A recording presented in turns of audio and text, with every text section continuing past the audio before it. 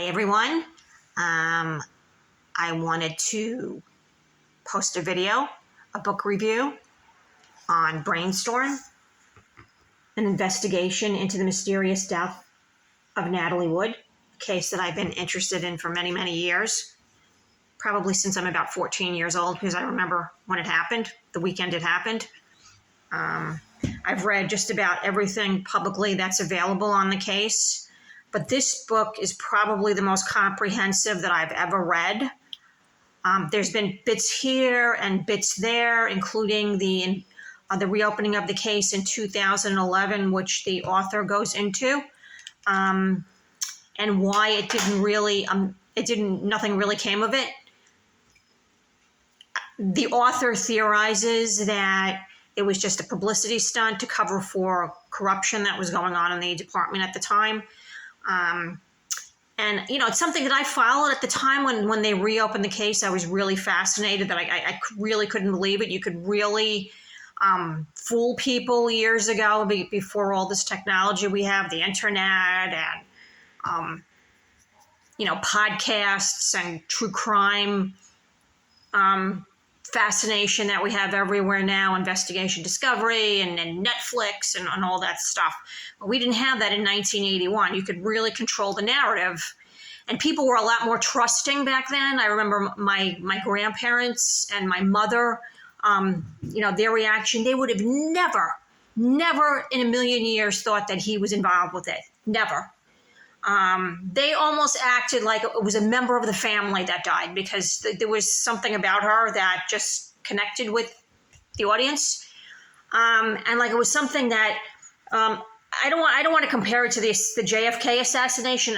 It wasn't that consequential, but it was something where you remember where you were when it happened. Anybody who grew up in that area, you just knew it was like one of those moments. And I remember my grandmother. I found out from my grandmother, actually. It was Thanksgiving weekend and it was Sunday night, and she called me, and then there was only about 5 channels. Let's see: ABC, NBC, CBS, Channel 5, WNEW, PBS, and WPIX. I think that there were 6. Maybe I'm missing one. So that was it. Those were your sources of information. And she called me and she said, hurry up, turn on the news. Natalie Wood is dead. They found her floating in the ocean. I'll never forget it. And I turned on the news, and sure enough, that's how I found out. It was the 6 o'clock news. It was we used to call it the world news. So from that point on, it was just shocking, because I just watched Miracle on 34th Street that weekend, the beginning of Thanksgiving weekend. It was a thing in those days because, again, you didn't really have that much to watch. So when they had Miracle on 34th Street on every year, it was like this celebration, the beginning of the Christmas season, and it was something we all did back then, and she was in it. And from that point on, it just always stuck with me. Not that I never questioned his story. That's the thing. It just felt like unfinished, like erased. She was kind of just erased, like that was it. And it just felt like there was something that's not, it's unfinished. It's an unfinished story. That's the way it always felt to me. But not because I felt like he was guilty, at least not for many years. And so there were 3 points of contention that really made me change my mind. That had we known about it in 1981, he would have been in jail many years ago. He probably would have been out on probation by now. It was so long ago, probably for second-degree murder. But there were three things that made me change my mind. First was the denial that there was an argument on the boat that weekend. That was something that was put out there by the coroner at the time, Thomas Noguchi, who's still alive. He's in his 90s now. And he had a reputation for being publicity hound and a showboat. There was a TV show called Quincy many years ago, and that was based on his experience, loosely based on his experience as coroner in LA. And he was accused at the time of releasing that fact to the media, that there was an argument on the boat, and that led to her leaving the boat. And that was Frank Sinatra actually put the kibosh on that and had him fired for saying that. Frank Sinatra was key in the cover-up and all this. And I believe that not because he really thought that he killed her, it's just that he believed the narrative that it was an accident and we had to protect celebrities from, to protect their privacy, that kind of thing. We're not supposed to ask questions, and everybody's just supposed to accept what they're given, what they're spoon-fed, and that's it. No more questions. And that's the way it was. And so he was key behind it because he had a lot of connections in the LA Sheriff's Department. It's a long story. You have to read the book. He was connected to the mafia. So there was a lot of connections there. And he was instrumental in getting this covered up. He didn't. I believe if he really thought that Wagner murdered her, then I think he probably would have killed himself, or he probably would have had him killed, or he would have met an accident. Let's put it that way. But I just think that that's the reason why he covered it up. And he was the one who was instrumental in getting that story covered up about the argument on the boat. And I believe that story that was put out there for 25 years, actually. Lana Wood, who was Natalie Wood's sister, wrote a book when I was in high school. It was 1984, I think. I remember it was in the school library, and I was interested in it even then. And it was there, and I was like, I want to take this book out and read it, and I did. And I'll never forget it because most of the book is about her life in Hollywood and her love affairs and all that stuff. But towards the end, of course, it covers what happened that weekend. And she had asked both Wagner and Walken, was there an argument? And they both denied it. And she, in the book, said that she believed it. So that's where it stood from 1984 until 2005. So that's like 21 years, more than that, 23 years that was out there. There was no argument. And Walken had given public statements and interviews that he was paid for, where he denied that there was an argument. And finally, there was a book published by Gavin Lambert in 2005, which was a biography of Natalie that Wagner was responsible for. And it was not a nice book. I feel like it wasn't flattering towards her. I mean, it was insulting. But in that book, I believe that was the first time where he mentioned that there was an argument on the boat. He put that out there. Somehow I didn't read the book at that time, but somehow that information filtered back to me, and I was shocked because I remember as a kid reading that there was no argument and believing it. That's how naive we were back then. It never dawned on me. I want people to understand because everybody's so cynical now and it's so easy to find information. I put this together.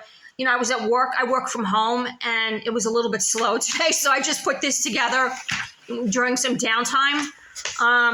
But in those days, that was a secret that was kept for 25 years. There was an argument on the boat. And now, not only on that weekend, which led to what happened, but there was a history of jealousy there, going back to their first marriage, and a history of violence, where he threatened to kill Warren Beatty with a gun in the first marriage. And Natalie had made a remake of From Here to Eternity. I remember seeing that with my grandmother. It was a miniseries. That was the thing in those days. A miniseries was a big event because once again, we didn't have that many things to watch. So a miniseries with a big movie star was a big deal. And I remember watching it. My grandmother was a fan of the old From Here to Eternity movie. So I remember watching it, and then I went back and I watched it recently. I think it's on YouTube if I'm not mistaken. But the author points out, and I had read this in another book, that while Natalie was filming From Here to Eternity in Hawaii, that was 2 years before she died, Wagner was insanely jealous of William Devane, who was her co-star. They had some, love scenes that were very, they were sexy for those days. and he was insanely jealous about it. Plus, he was a real alcoholic. He for a long time. I mean, that played a big role in it. His alcoholism, combined with his jealousy. And he actually, while she was filming From Here to Eternity with William Devane, he accused her of having an affair with him and threatened to kill himself. He was going to throw himself off a balcony in their hotel, and he had to be stopped. So that was his mindset. So the point is that the jealousy and the rage and the violence was well known. It was it wasn't documented, but it was well known behind the scenes by many people. So when this happened, there had to have been people behind the scenes that basically put two and two together. This is how he caused it, and everybody just kept quiet. But not the public. The public believed the narrative that was put out there for a long time. Maybe not the media. The media were probably sniffing around, but there wasn't really that much evidence because it was such a confined space, and there were only 3 other witnesses, and nobody was talking. So it was really, and he controlled a lot of it, and so did Frank Sinatra. He had his connections, so they put the kibosh on a lot of it and controlled it. So there really wasn't a whole lot to go on, as far as the media goes in those days. But the public definitely bought it. But the history of violence was there. And when I found out there was an argument, there really was an argument on the boat, that's when I started to shift. It took me 25 years, but that's when I started to shift my thinking. And the story of, it kept changing. The story of the actual argument, who was present during the argument. In one version, Natalie is there, and she goes off, and she's all pissed off and leaves the room, very hurt and upset and embarrassed and really pissed off, as I would be, because Wagner had smashed a wine bottle on the table. And in that scenario, he was jealous of another co-star, Christopher Walken, and accused her of sleeping with him. So he had this obsession with her sleeping with her leading men. And he had professional jealousy because she was more successful than he was, and certainly financially, and that played a big part in it, and I'll get to that in a minute. But certainly professionally, in terms of professional success and creativity, she was much more successful and a higher level of artistic credibility, let's put it that way. That doesn't really exist anymore, but in those days, it was a big deal. It's hard to explain that to young people, but there was this artistic credibility, different levels of it. Like a stage actor was like godlike in terms of artistic credibility, and that's where Walken came from. He had stage experience. Natalie had the film experience. Almost her entire experience was in film work, and had been nominated for Academy Awards. So that was like the next tier of glory. And then Wagner finally found his success on television, which was like the poor drunk uncle on Thanksgiving in terms of show business. You know what I mean? Because it was working class, and it was considered lowbrow, and it was very, profitable. You could make a lot of money if you were a star, but it was it's a stupid way to look at it. It really is, looking back now. But in those days, that was the structure. And he was very jealous of her professionally and personally. And so that really, that plays into motive and how it expedited the series of events that happened, this jealousy, and then the argument. That's key, the argument on the boat. Because once I heard the thing about the argument on the boat in 2005, I didn't learn all the other pieces until later. But that was when I started to think, wait a second. Maybe it wasn't the banging dinging. Maybe he accidentally, or she accidentally went in the water. Or there was a shoving match or something, and she went over. That was when I started to think in those terms. Then the next thing is the banging dinging theory. And see, the genesis of that was when I look back now, I realized I read in the New York Daily News that when it happened, because I was fascinated by it as a kid, and I saved that newspaper for a long time because I was so fascinated by it. I don't even know what happened to it, but I had it for a long time. And in it basically, there was a press release that said that she went stargazing that night in the dinghy and accidentally fell overboard and died. And that was the explanation. Or the other, it wasn't really clear, or that they thought that she had left the boat to go back to the island, to go to a party, and somehow she wandered off and fell down in the ocean or something. It wasn't really clear. There were two different versions. And you could probably find that online. And then later somebody must have came up. Well, the author hypothesizes that he had a meeting. Wagner had a meeting with his lawyer a few days later, and they came up with the banging dinghy theory because they had to explain, because she was found in her nightgown, no underwear, socks, and a jacket. So there's no way that she would have left the boat undressed to go to the bar, which was closed anyway. There was only one bar on that side of the island, and it was closed.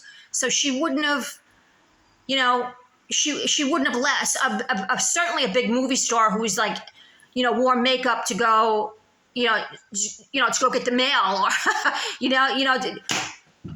to go food shopping or whatever, you know what I mean? Like, she would never leave unless she was dressed to the nines. To go undressed like that, it just would not have happened. So he had to explain that. And they came up with this other story about the banging dinghy, which is a little rubber boat, which they used to go back and forth. They would moor the boat. It was a 60-foot yacht, and then go back and forth to the island in the little rubber boat. That's what a dinghy is, a little rubber raft. And the banging, that's when I remember talking about this with my grandmother about the banging dinghy thing. And we accepted it once again for a long time. And then up until when I started to shift about that was around maybe 2010, a few years after that, the argument on the boat story changed. There was a book published, and that's when I started to rethink that. And that author, I actually emailed the author of that book, Marty Rulli, for a while. And we went back and forth. She answered me. And she had a blog for a while. I guess she shut it down now, but there was a blog after when she published the book and tried to get the investigation opened. And there's a picture that really, if I'd seen this when I was 14 years old, and I wish my grandmother was here to see this. This is a picture, this is a diagram of the boat, right here. This is I printed from, I'd actually saved this on my computer a while back, a few years ago, just because it was so shocking to me. They say a picture is worth 1,000 words. Now take a look at that boat. It's 60 feet, so it's not a mansion. It's a 60-foot fishing vessel. I don't know if it's fishing. It's a yacht, but it's 60 feet.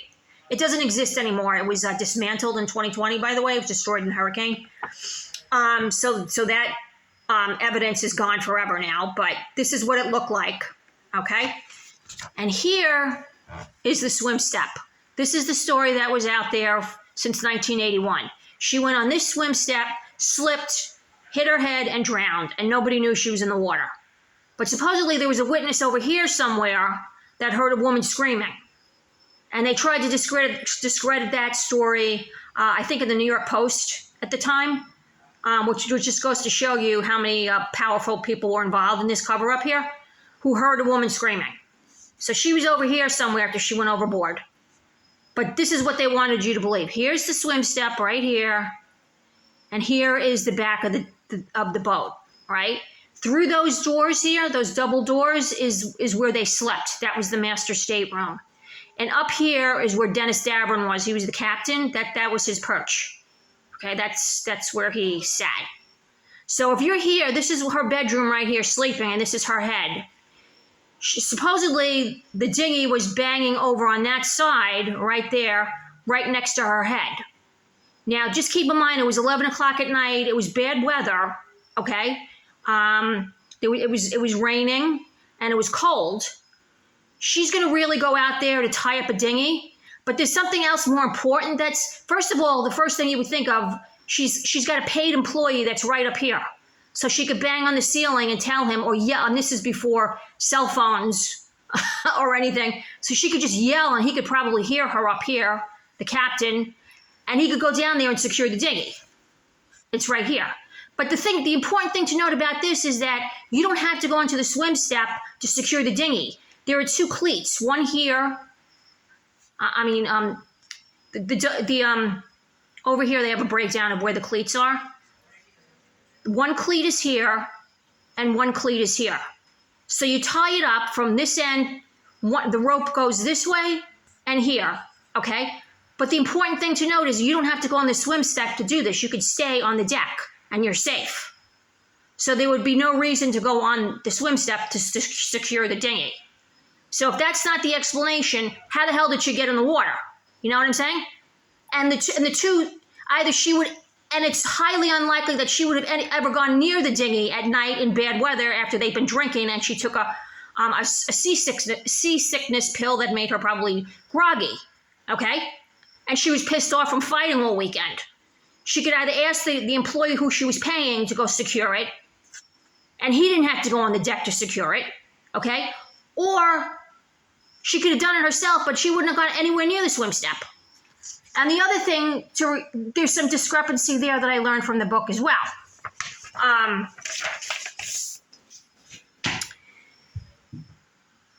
In 1981, Davern told the police that Wagner tied up the dinghy at the stern, which is here. All right. Then the story changed in the 2009 book that I read by Marty Rulli, where Davern said he tied up the dinghy here. But they both have, the story's always been that it's the dinghy was here. Okay, but that doesn't make any sense because if it was banging, it would be here, not over here where she was sleeping with the stateroom doors closed. Okay. So, that was another thing that didn't make any sense. The discrepancy in their story about who tied up the dinghy. But then there was another thing that changed, that Wagner changed his story. I think it was in his memoir, I believe, or in the Gavin Lambert book, one or the other. I'm probably going to go buy these couple of books, his memoir and the Gavin Lambert book, and just read it myself, because that's what this author refers to in this book a lot,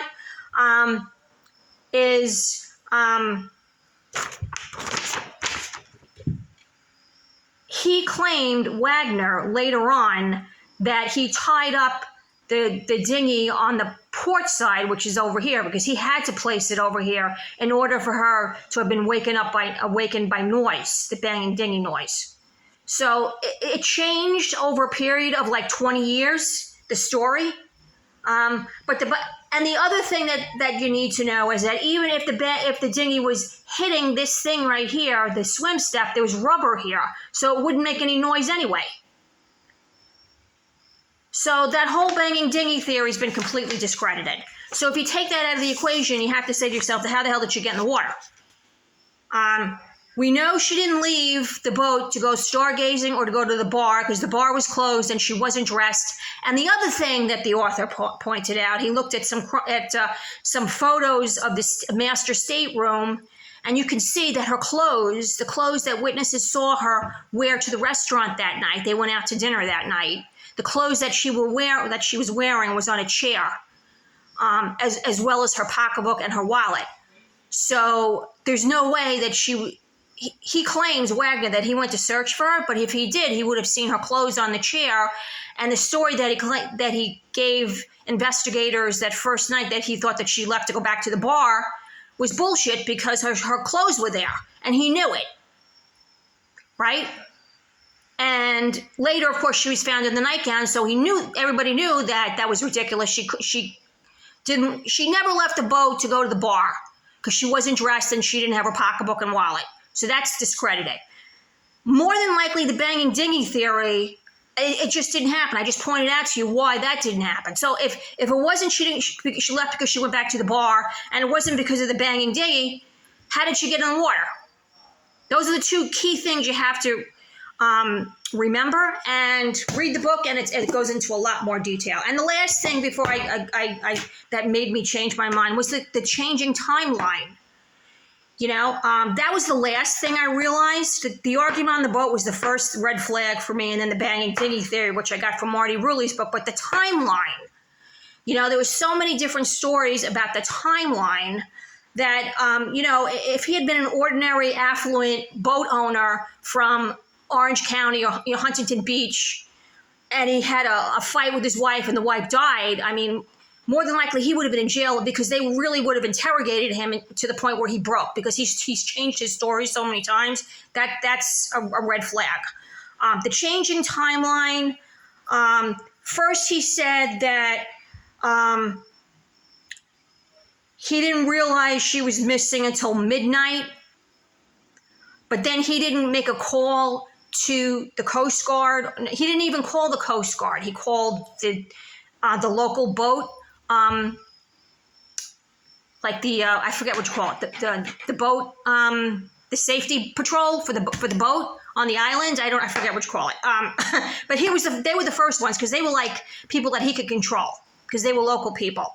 And then he directed them to go looking back at the bar on the island when he knew damn well, instead of out to sea where she might have gone after she fell overboard, he directed them to go search on the island at the bar and somewhere in between the boats closer to the island, thinking that that's where she went.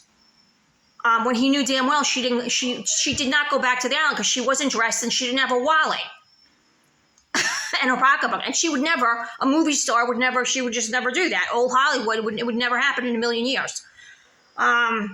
And he knew it, so that was a lie right there. So there's a lot of other things. I mean, I've been talking now for almost 30 minutes, but it's a really comprehensive coverage. If we had known all this 40 years ago, he would have been in jail. If he was just some regular affluent dude, who owned a yacht, but, he wasn't famous, he definitely would have been arrested for, I don't know. The author claims it's second-degree murder. I don't know if it's manslaughter or second-degree. He claims that it is, and I'll take his word for it because I'm not a lawyer. But he definitely would have went to jail. There's just no question for me. Those three things, if I was on a jury: the argument on the boat, the banging diggy, and the timeline. You have to read it. There's so many times and so many different versions of the timeline that have been told to different media outlets over the years that you can read for yourself. There's the Gavin Lambert book, the biography of Natalie, which I tried to not read because I felt like it was insulting to her, but now I guess I'll have to. There was his memoir, Pieces of My Heart.